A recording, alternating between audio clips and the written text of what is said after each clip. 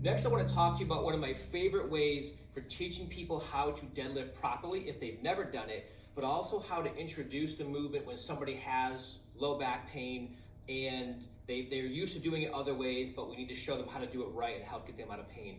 And it's using the kettlebell. So kettlebell deadlifts are awesome, but you can see I have it elevated. I referenced this in the previous video that sometimes you have to elevate your deadlift, right? Not everybody should lift from the floor. And this is true. If you're taller, it's probably it's something you have to consider more because of the length of your legs, and getting all the way on the floor might just be too much. But if you have pain, you may also have hip mobility issues where your hips don't move as well as they should, which means when we talk about hip hinging, well, if the hips get stuck, the next thing to move is the back. So even if you're not, 6'5", you may still have issues deadlifting because of other mobility issues. So one of the easiest things you can do is put the kettlebell on a step, because this is a blue step, in case you weren't sure of that. It's actually a 6-inch step is what I was gonna say. But for other people, I've used 2 of these. So I've had a 12-inch step, or I have this and the other one that I have, which makes a 10-inch step, because for some people, the progression is taking one of the steps away and lowering it down. The weight can actually stay the same, but we lower it down so they work through more hip range of motion while keeping their abs tight. So this is fantastic. If you've never deadlifted before and you want to start, kettlebell from a box is amazing. And if you're having pain with other types of deadlifting, or if you're doing the kettlebell from the floor, throw it up on a step and try it that way. Now, the other thing that I will often do for people that are having low back pain is what I call kettlebell taps, which is basically you're going through the deadlift motion, but you're just coming down and tapping the kettlebell with your hands, and then you're coming back up. When you set up for either the lift or the taps, your feet should be on basically on the sides. You should sandwich in the kettlebell, if you will. So I don't want to stand this way, because what I've done, I'm increasing the horizontal distance from where my body is to where that kettlebell is. I want to minimize that, so I want to be right over the top of this thing. That's one of the mistakes people make, is they get the thing too far out in front, then they can't hinge, because as they push back, well, they have to come forward to get the weight, and it throws off their technique. So get your feet on either side of the kettlebell. Okay, now what most people do in general, but especially when people have back pain, is the first thing they do is they bend their knees. That's no good, right? A kettlebell, because it sticks up pretty high, plus the step, you shouldn't have to bend your knees at all. You should be able to go through the hips completely and tap the kettlebell and eventually lift it. So from here, what I want to do is push my hips back, tap, come back up.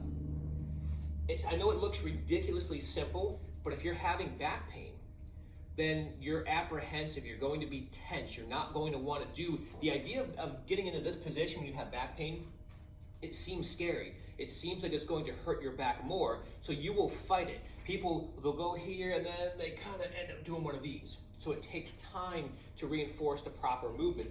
But if you can get in the habit of doing this, maybe you 3 to 5 reps, right? So you set up, come down, tap, back up, tap, and you just work on the taps. Don't even lift, not yet. You start with the taps. If you can do taps without pain, great. But if you're still having pain with the taps, then you don't qualify to move on to lifting it. Work on the taps, work on your core stability, work on your hip hinge. But the taps are awesome. And a lot of times what I'll do with people is have them do 3 to 5 taps and then 3 to 5 actual lifts. Again, the volume stays lower. When you have pain, your rep scheme and your approach has to change. Doing 12 reps in a row, not a good idea. Work on maybe clusters, right? So maybe you do 3, 3, 3, 3 to get your 12 or something like that. But your volume typically has to change a little bit. Your approach to reps has to change a little bit. And that's, people, they miss that part of it. They just lighten the weight. They keep doing high reps or what their normal routine with lighter weight and still crappy technique, and then they wonder why they're still in pain. It's not that mysterious. So again, after you do the taps, what you want to work on is actually lifting. So you get your hips back and you lift. But when I come down, I pause, but I don't let go, and I don't relax. Keep all your muscles tense and you lift again.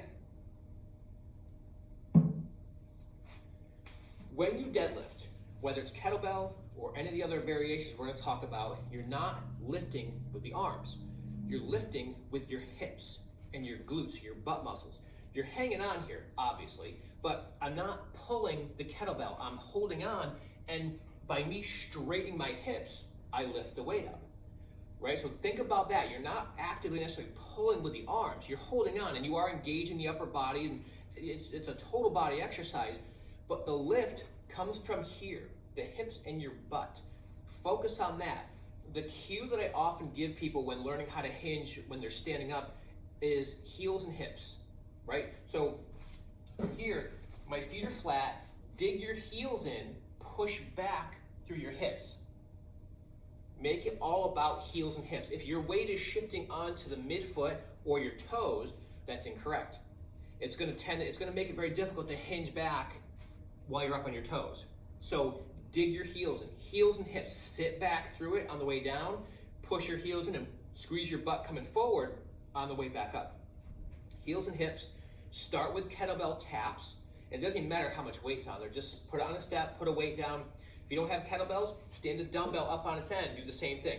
Put it on the step, come down, tap, and then come back up. But this is a great place to start. If you've never deadlifted before and want to get into it, this is a great way to start. If you're having back pain, this is where I would come back to and start the journey here. Make sure your hip hinge, your core stability are good, but this one's the key, and then we can work through some of the other variations we'll talk about next.